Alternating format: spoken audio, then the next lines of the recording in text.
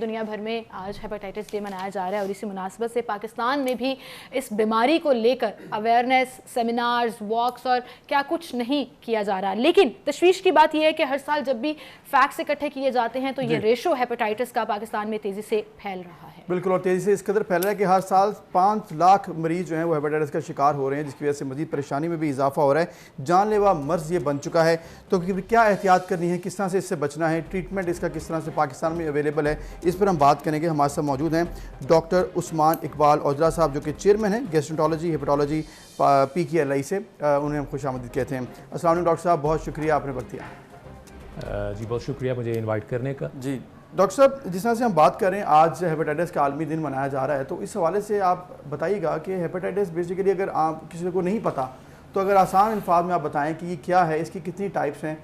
اس کی کچھ تفصیل بتائیے. دیکھیے ہیپاٹائٹس کا جو مطلب ہے وہ جگر کی سوزش کا ہو جانا ہے, اور جگر کی سوزش بہت سارے طریقوں سے ہو سکتی ہے, اور وائرل ہیپاٹائٹس ایک جو لیڈنگ کاز ہے جگر کی سوزش کی وہ ہے. اور ورلڈ ہیپاٹائٹس ڈے ہم آبزرو کرتے ہیں ہر سال اس لیے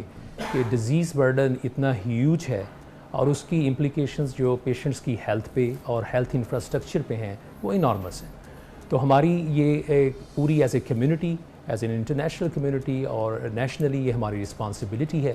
کہ ہم اس دن کے موقع پر سب لوگوں کو اکٹھا کریں, اویئرنیس کریٹ کریں اس ڈیزیز کے بارے میں, اس کی امپلیکیشنز کے بارے میں. اور بیسیکلی انٹینشن یہ ہے کہ ہم ایسی اسٹریٹجیز کو ڈیفائن کریں اور ڈیزائن کریں اور امپلیمنٹ کریں تاکہ ہم بہت پروڈکٹیو اور افیکٹیو ریزلٹس ہیں obtain کر سکیں, تاکہ ہم اس ڈیزیز کو, اس وائرس کو ایلیمنیٹ کر سکیں. اور یہ WHO کا بھی آبجیکٹیو ہے کہ by year 2030 we should be able to eliminate this virus from the plant. بالکل صحیح. ڈاکٹر صاحب آپ نے اویئرنیس کی بات کی اور یہ بڑا امپورٹنٹ فیکٹر ہے, کیونکہ ہمارے یہاں پر میں سمجھتی ہوں کہ بہت سی بیماریوں میں ہیپاٹائٹس بھی شامل ہے جس کے بارے میں لوگوں کو اویئرنیس ہی نہیں ہے, اور سب سے زیادہ کمپلیکیشن ہوتی بھی اس وجہ سے ہے, لیٹ ڈائگنوز ہوتا ہے, اور اس کی ریزن یہ ہے کہ ہم سمٹمس کو پکڑتے نہیں ہیں, ہم کیئرفل نہیں ہوتے ہیں. سو کیا سائن اینڈ سمٹمس ہیں اس بیماری سے ریلیٹڈ جس پر آپ کو پینک کرنا ہے, کانشیس ہونا ہے, ڈاکٹر کے پاس جانا ہے؟ اور پینک کا ورڈ میں اس لیے یوز کر رہی ہوں تاکہ لوگ اس کی سیویرٹی کو سمجھ سکیں.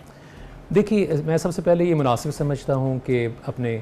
ناظرین کو بتا سکوں کہ ہیپاٹائٹس کی بہت ساری قسمیں ہیں جن میں A, B, C, D اور E ہیں. اور جب ہم بات کرتے ہیں ہیپاٹائٹس کے بارے میں تو ہمارا جو پرنسپل فوکس ہے وہ پرائمریلی ہیپاٹائٹس B اور C کے اوپر ہے. ٹھیک ہے, کیونکہ یہ وہ وائرسز کی قسمیں ہیں جو کہ کرونک فارم میں تبدیل ہو جاتی ہیں اور ان کی جگر کے اوپر لانگ ٹرم امپلیکیشنز ہیں, جس کی وجہ سے جگر کی بیماریاں, جگر کا سکڑ جانا جسے ہم میڈیکل ٹرمز میں سروسس کہتے ہیں, اور وہاں پہ جگر کے اندر کینسر کا ڈیولپ ہو جانا ہے اور جس کی وجہ سے میجر مارٹیلٹی ہے. تو جو اپنے ناظرین کو میں یہ بتانا چاہوں گا کہ ہیپاٹائٹس انفیکشن ہونے کی وجہ سے جو سمٹمز ہیں جو آپ کو مد نظر رکھنے چاہیے وہ یہ ہے کہ موسٹ پیشنٹس جو ہیں وہ انہیں ایک یرقان بڑا کامن سمٹم ہے, رنگت کا پیلا پن ہو جانا, یورین کا ڈارک کلر کا ہو جانا, گاڑھے کلر کا یورین آنا, اور جنرلی کچھ نان اسپیسیفک سمٹمز ہوتے ہیں کہ پیشنٹ جو ہیں وہ بہت ٹائرڈ فیل کریں گے, انہیں متلی کی سی کیفیت جسے ہم نازیہ کہتے ہیں وہ ہوگی, انہیں ٹیمپریچر ہو سکتا ہے, انہیں ڈائریا بھی ہو سکتا ہے, اور انہیں بھوک نہ لگنے کی کمپلینٹ ہوگی. تو ان ساری اگر سمٹمز کو جب بھی آپ نوٹس کریں تو آپ بالکل اسے ٹیسٹ ضرور کروائیں, بلکہ اگنور نہ کریں, اپنے قریبی ڈاکٹر سے, سرٹیفائڈ پریکٹیشنر سے رابطہ کریں تاکہ وہ آپ کے لیے پراپرلی ٹیسٹ کو ارینج کر سکے اور اس کا ڈائگنوسس اسٹیبلش کر سکے. تو ڈاکٹر صاحب جیسے آپ نے بتایا یہ ساری وجوہات کہ اگر ایسا کچھ ہو جائے تو پھر آپ کو ڈاکٹر کے پاس جانا ہے, کچھ اس بارے میں بتائیے گا کہ کازز کیا ہیں, ہیپاٹائٹس ہو کیوں جاتا ہے, چاہے A, B, C ہو, اس کی بیسک کیا وجوہات ہوتی ہیں؟ دیکھیں یہ ڈیفرنٹ وائرسز جو ہیں یہ ڈیفرنٹ طریقے سے پھیلتے ہیں. چونکہ ہم آج B اور C پہ فوکس کر رہے ہیں تو میں یہ بتانا چاہوں گا کہ یہ دونوں وائرسز ہیں یہ موسٹلی کنٹامینیٹڈ جو بلڈ ہے اس کے انٹریکشن سے پھیلتے ہیں. اور یہ کیوں پھیلتے ہیں, کب انسان کو ان چیزوں کا ایکسپوئر ہوتا ہے. فار ایگزامپل بہت سارے لوگ ہیں وہ شارپ انسٹرومنٹس کا انہیں ایکسپوئر ہوتا ہے, خواتین ہیں وہ ایئر پیئرسنگ کرتی ہیں, نوز پیئرسنگ کرتی ہیں فار کاسمیٹک جیولری پہننے کے لیے, کاسمیٹک ریزنس کے لیے, تو وہاں پہ انہیں بہت کیئرفل ہونا ہے کہ وہ چیزیں آتھورائزڈ سورس سے ہوں اور کلین ہوں, اسٹیرلائزڈ ہوں. پھر بہت سارے لوگ ہیں جو کمیونٹی میں باربر شاپ پہ جاتے ہیں, آپ کو اس چیز کا خیال رکھنا ہے کہ جو آپ ریزرز اور بلیڈز یوز کر رہے ہیں وہ نئے ہوں, ری یوز نہ ہوں. سملرلی جب بھی آپ بلڈ کو ڈونیٹ کرتے ہیں یا کسی کو بلڈ ٹرانسفیوژن ہوتا ہے تو میں اس پہ بڑا زور دینا چاہتا ہوں، تو آپ یقینی بنائیے کہ وہ کسی آتھورائز لیبارٹری سے تصدیق شدہ ہو تاکہ اس میں ہیپاٹائٹس وائرس کی موجودگی کا پتہ چلایا جا سکے، کیونکہ ہیپاٹائٹس سے پاک بلڈ ہی اس چیز کی ضمانت ہے کہ آپ ہیپاٹائٹس کو ایکوائر نہیں کریں گے۔ بالکل صحیح۔ اس کے علاوہ وہ لوگ جو انفارچونیٹلی ڈرگس کے میں انوالو ہیں، ان کے لیے نیڈلز کا شیئر کرنا ایک بڑی ریزنز ہے ہیپاٹائٹس کے اسپریڈ ہونے میں۔ اور ایک ادر ریزن جو لوگوں کو میں ان کی توجہ میں لانا چاہتا ہوں وہ یہ ہے کہ ہائی انڈیمک ایریاز میں، جن میں ساؤتھ ایسٹ ایشیا کے ممالک شامل ہیں، جی، خواتین سے جو کہ پریگننٹ ہیں ان کے بچوں میں منتقلی کے چانسز بہت زیادہ ہوتے ہیں۔ تو یہ بڑا امپورٹنٹ ہے کہ خواتین جو ہیں وہ اویئر رہیں، اور تقریباً اب ہر جگہ پہ جو پریگننٹ پیشنٹس ہیں ان کی ہیپاٹائٹس بی اور سی کی اسکریننگ کی جاتی ہے تاکہ ہم پریونٹ کر سکیں اپنے آنے والی نسل کو اس مہلک مرض سے اور اس کی پیچیدگیوں سے اور اس کی امپلیکیشن سے جو ان پہ، ان کے خاندان پہ اور ہیلتھ انفراسٹرکچر پہ آ سکتی ہیں۔ بالکل صحیح، بالکل صحیح ڈاکٹر صاحب، آپ کی یہ بات بالکل ٹھیک ہے۔ یہ پرماننٹ ایک ایس او پی بن گیا ہے، پریگننٹ خواتین کے ٹیسٹ کی سیریز میں ہیپاٹائٹس کا ایسا لازمی قرار دے دیا گیا ہے۔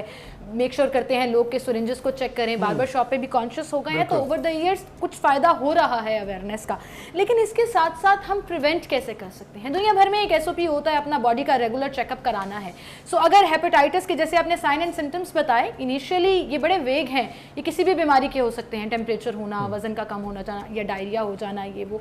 کتنے عرصے کے بعد آپ کو ریگولر ٹیسٹنگ کرانی چاہیے ٹو اسٹے ہیلدی اور to get it early, diagnose early ہو جائے؟ دیکھیں اس کے لیے میں امپورٹنٹ سمجھتا ہوں کہ آپ کو دو چیزیں تھوڑی سی وضاحت کے ساتھ ایکسپلین کر دوں۔ جی، ہیپاٹائٹس بی کے اگینسٹ افیکٹو ویکسینیشن اویلیبل ہے۔ ٹھیک ہے، تو سب سے پہلے بات تو یہ ہے کہ جب تک بھی آپ ٹیسٹ نہیں کرواتے you will never come to know, particularly in our population جہاں پہ اس کا پریولنس جو ہے وہ بہت زیادہ ہے، اور پاکستان از امانگس دوز کنٹریز جہاں پہ ہائیسٹ نمبر آف پیشنٹس ہیں ہیپاٹائٹس سے۔ تو یہ اس پہ میں اسٹریس کرنا چاہوں گا کہ it is important you get tested for hepatitis B and C, اور اگر آپ کو ہیپاٹائٹس بی یا سی سے آپ انفیکٹڈ نہیں ہیں اور آپ ہائی رسک کیٹیگری میں ہیں، فار ایگزامپل آپ آرگنائزیشنز میں کام کرتے ہیں، انسٹیٹیوشنز میں کام کرتے ہیں، پریزنز ہیں، انڈسٹریل سیکٹر ہے جہاں پہ بہت زیادہ لوگ ہیں، آپس میں کلوز کانٹیکٹ کے چانسز زیادہ ہیں، وہاں پہ اس کا اسپریڈ ہونے کے چانسز بھی زیادہ ہیں۔ تو آئی ووڈ ریکمینڈ کہ you must get vaccination against hepatitis, کیونکہ دیٹ کین پریونٹ